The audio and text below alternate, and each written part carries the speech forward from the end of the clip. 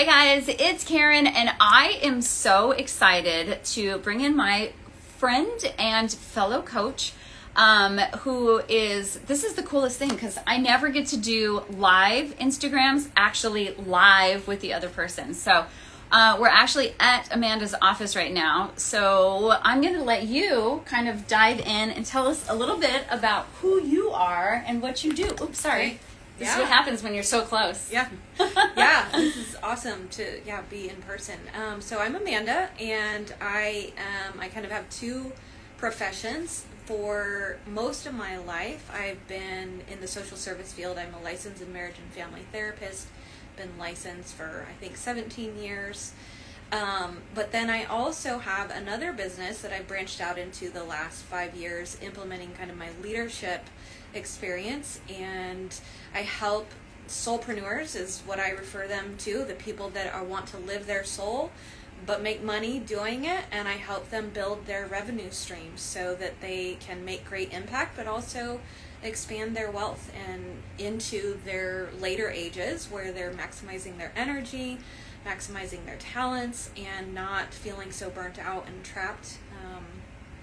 And then I dabble in a couple different things in those two realms: teaching, training, wrote a book, but my specialty is helping people move into being the best versions of themselves, love themselves, enjoy life. That is something that if you follow me, if you know me, then you know that that's like something I preach about all the time. So hello, we're doing a little wave there. One of the things, I think it's really funny because so many of us have these like businesses that we combine. And so people ask me all the time, like, what do you do? And I'm like, well, one side of my business is this and one side is this, but they really do connect and they really do impact. One impacts the other. And so it's important, that we're addressing all of it. But that's the best way to really help people is address the holistic approach to it and not just hone in on one thing. So the reason that I reached out to you and wanted to chat with you specifically is one of the things that I talk about a lot, especially in midlife, is there's so much of a struggle with regard to just, we are literally in this sandwich situation where we are launching older kids. We are, dealing with aging parents. We are maybe preparing for retirement, or we are retired. There's health concerns, there's just so much that comes at us a lot. There's a lot of stress. And with midlife comes obviously perimenopause, menopause, and postmenopause. And I think a lot of people forget that just because you get through perimenopause and you stop cycling, so now you've hit menopause, you're now postmenopause, it's not over. There's still things that you're dealing with. You're still dealing with hot flashes. You're still dealing with sleep issues. You're still dealing with mood swings. And a big one is sexual wellness. Mm-hmm. Women are dealing with, dryness and uncomfortable, or they just, they've gained weight. I've been honest. I share it all the time that I've gained weight and I don't feel the same that I did before. And that takes a hit on your confidence. Right. And so when you've got all of these stressors in your regular life, and then also what's going on in the bedroom, that is a huge impact for relationships. Right. And so one of the things I wanted to talk with you about is marriages in midlife. And I always thought it was so crazy when I was in my 30s, early 40s, and I would see like maybe my friends' parents or, just superstars or whoever getting divorces in their 50s and their 60s. And I'm like, oh my God, you've stuck it out with this person for 20 years. Like, why leave now? But as I get older, I get it. I see my friends either dealing with too much stress, or they don't feel themselves anymore. They don't feel that they are attractive for their partner, or their partner doesn't find them attractive. It could be, one side or the other. And then sex is a big thing. Sex becomes very challenging. It could be uncomfortable, and a healthy sex life is obviously very important to a good marriage. And when that kind of goes away, that puts another strain on the relationship. So do you see a lot of this when it comes to marriage counseling with regard to what's going on in midlife? So So I have, the angle that I have is I don't actually see couples. I see the individuals, so that then when they go to their couples therapy or whatnot, or they go back to just their partnership, they have increased awareness of what's going on with them. Okay. Because, just a couple of the things that you touched on, and I want to answer it, but I think a huge root of this is that women have not had space to talk about these things. Yes. We're in a generation where it's transitioning, and even bringing in the 20-somethings, or even the later teens, they have access to words, conversations that our generation was not talking about. You didn't. So what I'm seeing is a lot of women, it's the first time they're talking about these things. Mm-hmm. They don't know how to talk about it with their friends. They don't know how to talk about it with their partners. And so they're left in this silo of thinking something's wrong with them. Yeah. And then, or you go to the doctor as this menopause stuff, as an example, as the menopause stuff has been started showing the information in front of me, my doctor's never mentioned it, and I've had my doctor for 10 years. And as I'm learning, I'm like, oh my God, I thought it was my sleep disorder. I thought it was my loss. I thought of all this brain fog. And now I'm going, what if this is a stage of life? Yeah. And so the big thing that I see that then impacts relationships is that the women don't even know how to have these conversations and understand themselves to then take to their partner Mm-hmm. to be able to work through it with their partner. Yeah. Well, and if so many women go to their doctor and they say, actually, this is terrible. I had a client come to me and she said, I addressed, because we had conversations about it, because I will talk about everything. I am, let's talk about it all. And I had been very open about sexual wellness and discomfort in sex and my own personal struggles that I was dealing with, and how I had to finally open up with my husband. And he's, we have a very close relationship. He's great, so it was pretty easy. And so she went to her doctor and, told them, sex is very painful for me, but I want to have sex with my husband. What are some things I can do? And the doctor said, I'm not your sex therapist.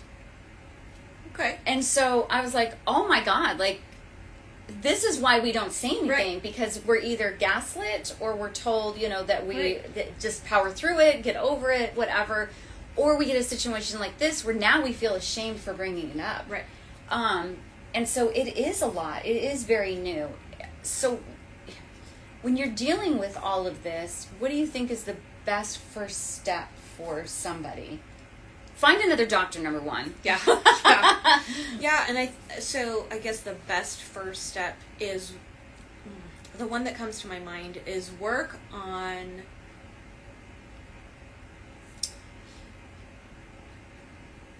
building that truth that you deserve to get your needs met, Mm-hmm. particularly medically. I love that. That you deserve for your symptoms to be paid attention to and taken seriously. Yeah. The number of women that I have heard that, that example you just said, shut down, and then refer to somebody else. But the number of doctors women have gone to, and then the culture around it supports to, well, but they're the doctor, they know better, right, just they're listen the to them. experts. But you're going to be fine. That women often, the stories I hear, and I've witnessed it in my own life, and until I found a doctor that I feel very comfortable with who does listen to me, Yeah. which is the other piece, is owning that my health, I am paying this person Mm-hmm. to help me. And if they're not going to help me, I'm going to advocate for myself Yeah. to go to the next person. I love that you say that, because that is my huge push is self-advocacy, and that's Mm-hmm. exactly why I wrote my health journal, Mm-hmm. is so that when you go in, you have the information. But before even that, like you said, just sit with it and write down what your concerns and recognize that those concerns are valid concerns, Mm-hmm. and it is valid for you to ask for relief for these concerns. Right. So Right. that is so important. So starting with just accepting that this is what's going on, and then empowering us to demand the support. Okay, so now we finally, and do you know it takes an average of, I think it's 5 or 6 doctors, 5 or 6 Mm-hmm. different doctors women need to go to actually get heard. I'm not surprised at all. Yeah, it's ridiculous I'm that not we have to surprised at all. go through so many. Right. Okay, so now we finally have a doctor. They're addressing the issue. They're talking to us. We feel valid in our concerns of our health. Hopefully we're getting treatment. Now, how do we take that back to our partner? That's a great question. My mind, anytime I'm asked a question, I've got many layers. I know. Answering, I think, I guess why I'm slowing down a little bit or pausing is because it really depends on the safety already in that partnership. Yes. And so that's going to maybe dictate That is the very level true. That is of very communication that they're going to do. And so I think whether it's a partner or a friend or a therapist, finding somebody that you experience safe communication with, Yeah. safe dialogue with. Sometimes we can bite the bullet and we can kind of trust our partner, because that's all assuming that we have a healthy partner that we're just going to... Well, and I was getting ready to say that. You have hit something that I don't even think about. Is I just assume everybody's like, oh, let me go talk to my husband and tell him about all my dry stuff that I've got going on. And I don't see that as the norm, but I also have a biased pool. They're coming to me saying, help me. So I'm not quite sure what the norm is. But to whatever an issue is in a partnership, in a relationship, friendship, experiencing what it feels like to be safe with somebody who can accept what you have without judgment, without, it could be without always needing to fix it, for example, but being able to feel heard and experience that in your body of this is what I'm aiming for in that conversation with that other person. I like that. I would have never thought about that. Yeah. Yeah. Because when we experience in our body safety in using our voice, we're going to be more likely to use our voice again. And so then when a hard conversation comes up, and maybe that other person, while they mean well, don't react great. Yeah.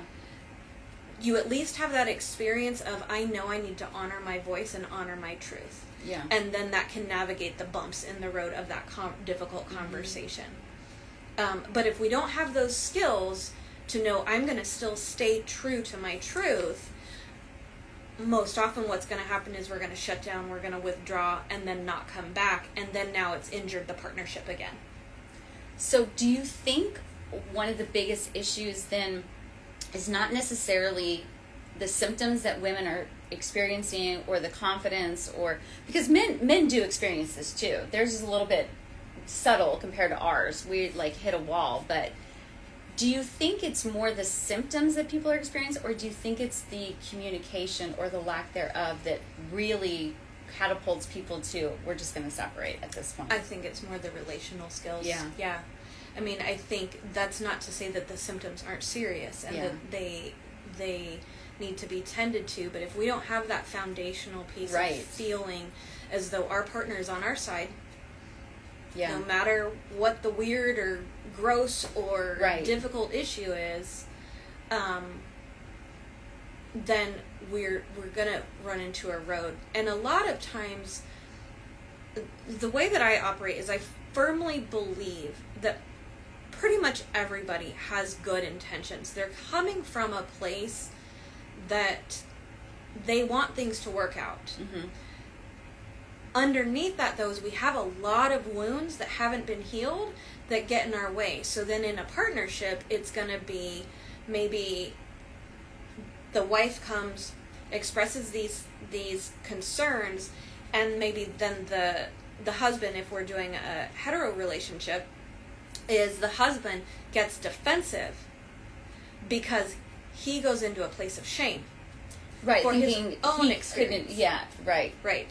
And I can't, because there's a whole bunch of masculine messaging that gets Right. tied up in sex and That is very true. And all little that. do they know, it has nothing to do with them.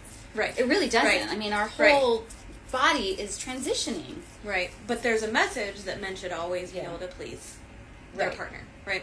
So things like that. And so if there's stuff going on that's under the surface of those wounds that create defensiveness, that create shutting down, Yeah. then those are just going to be blocks in between the two partners being able to really understand each other. And so, yes, the symptoms are important, but what we really want to work on is the interpersonal Yeah. dynamic of, one of the things I always talk about is two pieces is clarify with the other person. Clarify what they mean, but be in a space that you are actually listening to understand versus listen to respond. Yeah. And so you can also ask that of your partner. Hey, can you right now, I'm not asking you to fix it. I'm not asking you to have a solution or to respond. I want you to just please try to understand me. Yes. And so having those interpersonal skills so that then it's a team tackling Yes. the issue and the symptoms. And sometimes I wonder if, because obviously our goal at some point is to educate more men on menopause. And right now we're just educating women. And I think we will see the younger generations, our millennials, and then who's after that? Z? Y? I've looked it up so No many idea. times. I know, me forget. too. And my girls are right there. Uh-huh. But I think those next generations, the men will be a little bit more understanding and have a little bit more information than what our husbands do, or our partners. So right now, it is such a learning curve for them, and it really is important to let them know that same thing I have to do with my daughter when she's venting to me. Mm-hmm. Do you want me to help you solve this, or do you want me just to listen to you vent? Because I'll do either one, right? And it's kind of the same thing we need to express with our partner is, I'm telling you this information. I'm not blaming you. I'm not asking you to give me a solution. I just want you to know why I am doing the things I'm doing, or acting the way I'm doing, or feeling the way I'm doing. Do you think it's a good idea for women to bring their partners to doctor's visits? Like, do you notice that helps with communication? And if you can get your partner to go. Not every partner is open to... Yeah. I've never thought of that. I mean, that's how,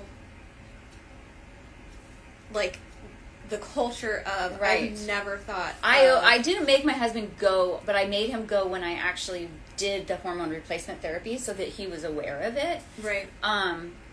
Like, he hasn't been to, like, a pap smear or anything like that, but I think something big that might be useful. I think, we include them when there's a baby, and you're both going to the ultrasounds, but that privacy of women's health, and that's what I'm saying, that cultural thing. You're right. Like, wait, I would bring somebody else? Like, no. I always go by myself. What are you talking about? Yeah. And I wonder, again, as we see more men being, because when was it, our grandfathers weren't even in the delivery rooms, right? So we're seeing that transition of men being involved, from A to Z at this point. And so maybe it will be a normal thing for men to be, aware, not necessarily at my mammogram, because I don't even want to be there, let alone them.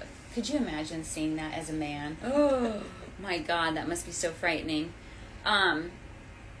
So even with taking the sex component out, even if you've got a healthy relationship, in that part, we still see a lot of people just struggling with the whole empty nest thing. And how do you deal with reconnecting with your partner? When you said empty nest, my mind instantly went to identity. Okay. Do you hate that word? No. Okay. I love it. Do you? Uh-huh. I've always used it. Uh-huh. And then somebody said it the other day. They're like, I hate that word. And I was like, oh my gosh, why is that? Like, I don't know. I guess it made them feel like they weren't a mother anymore. I'm like, well, you're always going to be a mother. You just have a a roomier house. I don't know how else to put it. Yeah. But anyway. And so I love the word identity because I think that at the crux of so much of our pain is not sure of our identity, not confident in our identity. And so it's very common with the empty nest stage to have this complete, like, who am I? Oh my gosh, without yes. these kids in the house, without my roles that I do. And if maybe you're a parent who was told that your identity is dependent on being a parent, then that's going to be a huge shock. Yes. Versus a parent that says, I am me, I love me, and my kids are a lovely addition. Right. It's going to be a totally different experience. Yeah. So anytime we go through, I think, a big shift in life, we're going to have some identity questions. Each day that we live, though, the more we can, that's why my coaching business is called Align and Embody. My book is Embody Your Worth. Each day that we can embody our beauty, our strengths, our truth is going to help us navigate the different chapters. Yeah. And we also have some cultural gaps of having supported women to do so. So that's going to show up, and not just women. I mean, any gender, but because there's unique things too. But when you get to that point and you're having a conflict with your partnership, what I find 9 times out of 10 is identity work. Yes. Below the surface. Am I good enough? Am I a good partner? Am I a good mother? Am I a good employee? Am I broken? Which is going to be the issues of, the health. Like, am I broken? Something's wrong with me. Right. And so the more work we can do to dig out those negative stories and own the positive stories is going to help any relationship, any transition, any stage of our life. And you're right. It doesn't matter if it's the mom or the dad. They're both still going through. I know my husband was sad. He mourned not being a coach anymore for the kids. And so we do go through that transition of, well, they're not in the house, and I'm not doing, carpool duty. I'm not part of the PTA. Maybe I'm not volunteering, in the children's section at our church, or whatever it is. And so you do kind of have that identity crisis. And I see so many women that have this itch to do something. And obviously they need a supportive partner that's going to say, yes, go out and find who you are meant to be. Step into that woman that you want to be, or, start that business, or go train for that half marathon that you never had time to train for, or whatever it is. So when you're working with women, because I know that's your other side, is really working with empowerment and feeling worthy and stepping into who they want to be, especially if they want to start like a little business or a really big business. What do you say with that? Like, how do you start working towards, how do I figure out who I am when some of my hats have changed? Not gone away, but I just don't wear them as often. The lens that I look at most of this, I've been in this career for so long that I see that we all have stories that we hold, that we play in our mind about who we are. And our stories were shaped very early on. And then they got confirmed. And then they got confirmed. And so the way that I do it is I look at getting to know those stories that are playing it behind the scenes. And so if the story is, I only have purpose by serving someone, and I served my kids every day. But I don't, my story says that that's the only way I have purpose. Then we want to dissect, is that true? And how do we find purpose outside of serving other people? And so that's the big thing that I look at. I do specialize in trauma, and most of the women, so when I opened my private practice here in Texas, I advertise that I focus on self-esteem, and most of the women came in with complex childhood trauma. Yeah. Events that really chipped away at their worth and the stories that they tell themselves. Mm-hmm. And so for me, we're going backwards a lot to dissect that. That's not necessarily necessary all the time, and some people are already going to be aware, mm-hmm. but we then do want to re-story. We want to look at ourselves, what is also true? That's what amazing. else is true? Yeah, I love that. That's so important. Have you noticed more women wanting to step into something versus quietly kind of just maybe volunteering at the church and just kind of sitting at home and watching TV and reading magazines or whatever? Do you see more women saying, no, I want to step into something else and create a new narrative for this chapter? Yeah, I definitely see that more often, but I think that's why they're coming to me. Yeah. Because they're saying something's not matching up. Yeah. I'm miserable. I feel trapped. What else is there beyond this? Do you think that when we do take that opportunity to look at our worth and see what else can I be in my second half, instead of just, silently disappearing, does that help their relationship, do you think, with the marriage? Does it cause waves if the other partner is like, wait a minute, I married Susie from, right, 1980. I'm not ready for Susie in 2025. So we have to remember, not only do the women that are coming to see me or the ones you're referring to have stories, so do their partners. Mm-hmm. And in the way that our lives work with homeostasis is when one person shifts, the other person is not going to like it for a little while. Right. Because it's unfamiliar. So it's going to feel unsafe. And so what we want to do is bridge that in my discovery of my worth, that doesn't mean it has to jeopardize your safety. Right. And belonging. Yeah. And so it is so beautiful when you have a partner that's like, okay, let's do this. Let's do this together.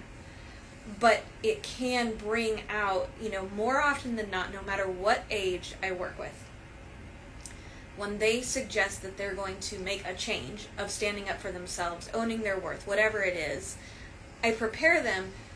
People aren't going to like it at first. Right. And so then we work on navigating that. How can you respond? How can you help? Maybe even bring in compassion for that person. Yeah. To help them see this is not, like you said earlier, this is not a reflection of you. Right. I think so many people, because even just in my little, workout community that I have, when women start to prioritize their health, they're going to the gym or going to my workouts, they're losing weight, they're feeling a little bit better. It's not like they're strutting around HEB in a bikini, right? But they just feel better. They hold their head up higher, and they feel worthy of the time and money and energy that they're putting into these workouts. And for the most part, 90% of the time, I have women that their spouses or their partners are so supportive, incredible, cheering them on, telling them, get out of bed, your alarm's going off, you need to go get your workout in, or go buy some new clothes, you've lost weight, you look fantastic. But there are those partners that sometimes feel like they're going to be left behind. Or if they're getting healthy, now that means I have to do something with my health, and now I have to address that, and I'm not ready to address it. And that's hard for couples to navigate as well. Yeah, definitely.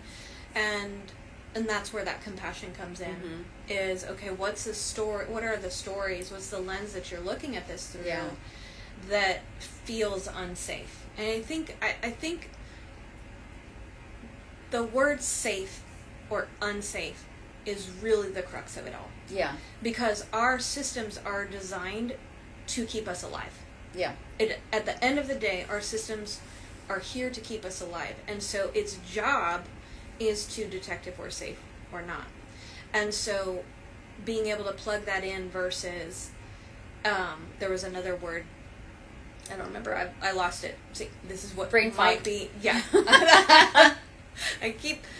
that's an example. Like, I thought this was from a traumatic incident I went through 5 years ago, and I have since learned that this is not getting better anytime soon. Yeah, you're like, oh, maybe it is my estrogen. Never mind.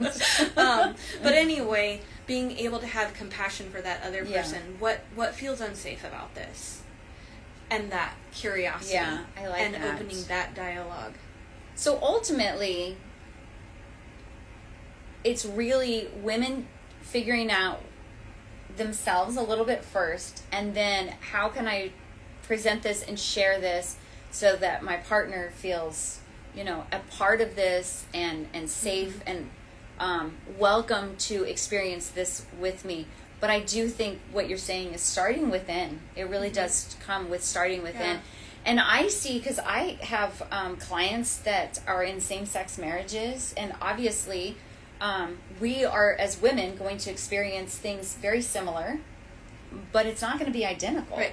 And we're also coming in with past, and we're coming in with our own stories. And so even them, one libido's up here, one libido's down here, and it's not a perfect thing. Even, when you are in a same-sex relationship, you're still dealing with things that you have to deal with, that you have to unpack, and that your partner is not necessarily ready for that. So yeah. It's universal. Yeah. As far as these feelings that we have. That just made me think of an example. So let's say, one partner starts taking care of themselves, they're getting more fit, they're more active, they're making better food choices. Yeah. And then the other person starts going into a shame spiral because they're not. And it's going to probably get communicated about their relationship, but it's probably actually rooted in messages they got earlier in their life. Right. About you're lazy. I hear that a lot, that kids got, you're lazy, and if you're just disciplined, oh my gosh. The times that I hear clients say, well, if I was just disciplined enough and I could just do it, and they don't realize that there is so much psychology that goes into why we don't take care of ourselves. Yeah. And so if then that story is playing, that it's really rooted in, see, now my partner is going to think I'm lazy and think I'm undisciplined and can't do anything. And then they go down that road. Worthy of it. Yeah. Isn't it crazy how just, it is crazy that we do get married, and that so many of us actually get to stay married, because, wow, all the stuff that we come in with is a lot. Okay, so you wrote a book. I did. Tell me about the book. So it is Embody Your Worth. And you can get this on Amazon. Yes, on Amazon and Kindle. So this book came because when I was younger, I hated myself. Okay. Loathed. I mean, not just didn't like myself. I hated myself. And I talk about a lot of the stories that led me to those beliefs. And I've gone through a lot of significant tragic losses. And one being that my husband and I lost our infant son 5 years ago. And he had a medical condition, a genetic condition, and we ultimately had to, he was with us 98 days, and we ultimately had to make the decision to let him go. Where this came from is that on that day, I knew I was going to be okay. And afterwards, I knew I was going to be okay, that I was not going to go to that same place of loathing myself, of wanting to take my life. Yeah. And so then I got really curious, how did this happen? Where I even had a best friend say, if this had happened 10 years ago, you would have been done for. So I was like, what did I do to get to this place to know that I'm going to be okay? So that's how the book formed. Wow. And so I went and looked at all of the most significant lessons and tools I learned, and then combined it with what I've helped see work with clients. Yes. So I wrote the book. So I've got personal story, but what I wanted it to be was something different, where it was very tangible, concrete steps you can take that are beyond just theory, but one of those is clarifying questions. I put in here questions you can ask, because that's the chapter on building healthy relationships. Am I asking it to myself, or am I asking it to my partner? You would ask it to somebody else. Okay. Yeah. So guidelines on being more assertive. And then what are some examples of clarifying questions? So that not just, great, I should assert myself. I should use my voice. How? Because that's the biggest question I get. Right. Okay, great, how? Right. What are the actionable steps? Yeah. Yeah. That's amazing. So who would want this book? Like, what lady... Is it somebody that is looking to do more? Is it somebody that wants to open the communication? Is it really for all of us to just kind of be able to grow within ourselves?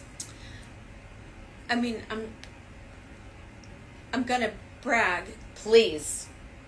There is so much good stuff in here. Yeah. That anybody can benefit from. Yeah. Teenagers? Oh, yeah. Okay. I've got a couple clients that they're like, okay, I took out your book. Because one is the relatability, and I think that goes a long way when we're hearing a story. Is like, oh, this person also is human, right? Yes. But the tools that I put in there, I've spent, I think, 2.5 years writing it. Okay. And collecting what would be good examples, because I put case examples in there too.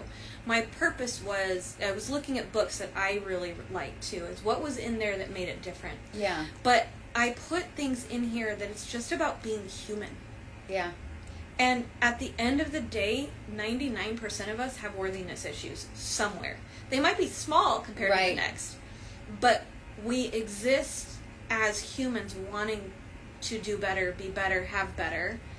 Yes. And our human psyche starts telling us stories. That's what the ego does. The ego plays stories so that we can then defend ourselves. And so I also wrote it in a way where it doesn't have to be read chronologically. Oh, okay. So you can go to the chapter yeah. and go, and even headings, sometimes I'll be like, okay, just go to this one page because you probably just need to hear this. Oh, I love that. So, yeah. Well, this is amazing. I have to get my hands on this because I always feel like I'm a confident gal. Maybe I wasn't in high school. I wish I could talk to my high school self. But I also noticed, and we had a little bit of a conversation, that there's things that I know I kind of slink back. Mm-hmm. And I'm like, wait a minute, go forward with that. Like, stand up and be tall and be proud. And so, yes, all of us could work on just loving ourselves and understanding that we are worth the time and the energy. So. Yeah, and I had a friend, colleague, coach who did these exercises of stepping into your full 10. So giving her credit, Alyssa Nobrega. And stepping into your full 10, when you're in that moment and you have no self-consciousness, you're just completely authentic. You are, you're just you. Yeah. And you're not worried about anything else. And you are doing what you love.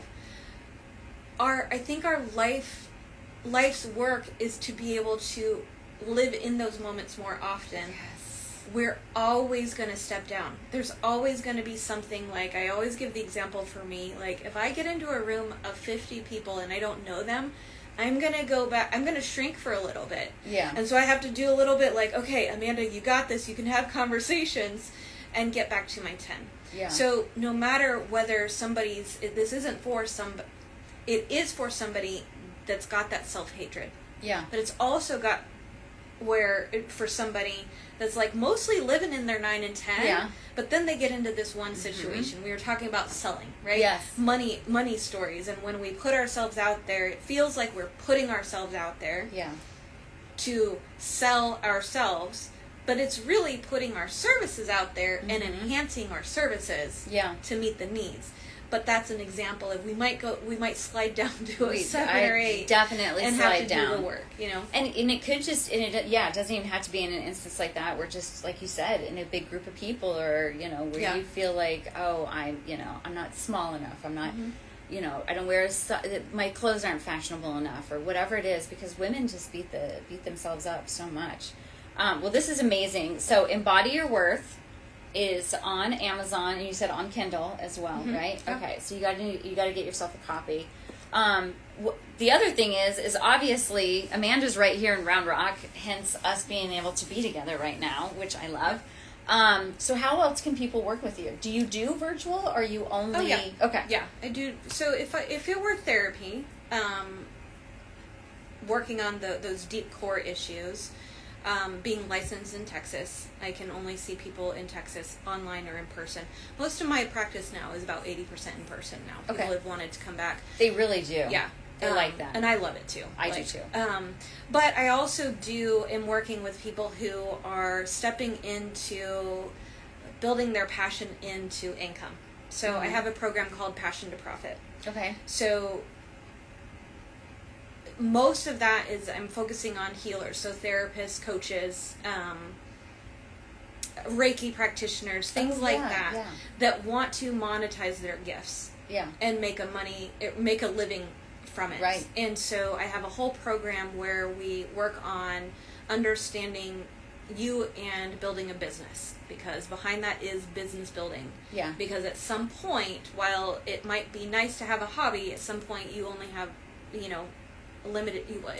have limited energy and time and resources, that to be able to do it more, bringing in money, but then also to be able to serve more, because the more money we bring in, the reality is the more we get to serve. That is so true. And that was probably one of my favorite things when I went into business for myself, is listening to somebody tell me that. And I was like, oh my gosh, that makes me want to go out and do more. Right. Is because then I know I get to do more. Right. It really does spiral. Yeah. Just even mathematically, if you put it pen to paper and you look at how much you can earn, and then the capacity to give. Yes. And so, I help people figure out like that passion that they want, being able to make impact. I call them soulpreneurs, that they're leading from their soul. I know, we create I love your that you soul-led call it that. offer. That's so cool. And so I do that. And it's so many women right now are really, this is with their time where they're like, okay, well, I don't have the kids at home, or even if they do, they're pretty self-sufficient, so they have this extra, free time. And they're going back to the things that they love, going back to yoga classes, and I think I'm going to get certified in yoga, or I think I want to take out my camera and do photography, or I think I'm going to paint again. And so why not take that and profit from it, and then be able to help your community?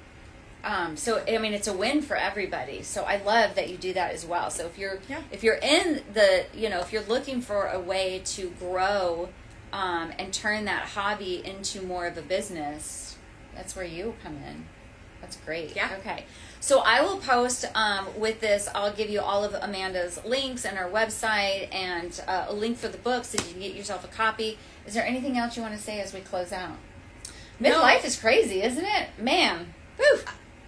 My grandmother passed away a couple months ago. She was just short of 90. And I am 46, and the light bulb went off that was like, oh my gosh, I've potentially only lived half my lifetime. Yeah. What do I want to do with that? Right, exactly. Especially with all the lessons I've already learned, it's like, okay, let's go. Let's build something. Yeah, no, I love that. Just interests and goals and lifestyle, all that. It's like, okay. Yes. Let's turn this into... Well, especially if you're not wanting to really look at your beginning years fondly. I mean, why not make, the next half absolutely incredible and leave that footprint? Yeah. So that's cool. Use the wisdom from the first half to expand in the second half. That is definitely a plus in midlife. We do have a lot of wisdom. We have a lot of life experiences, some of them positive, some of them negative, and we can turn that into something so beautiful. Absolutely. So thank I you love so the work much. that you're doing with this too. So. Thank you. I love it. Well, thank you for letting me jump in here in your office. And thanks for coming. All right, guys. Well, thank you so much for hanging out with us. Hopefully you got some information and you got maybe some ideas on, ways that you can communicate with your partner, because it is so important that we are staying connected if that's what we want to do in our marriage. Not everybody does. Yeah. But if you're looking for some more answers, definitely come check out Amanda, because she's got a lot of great information for you. All right, y'all. Have a happy Monday.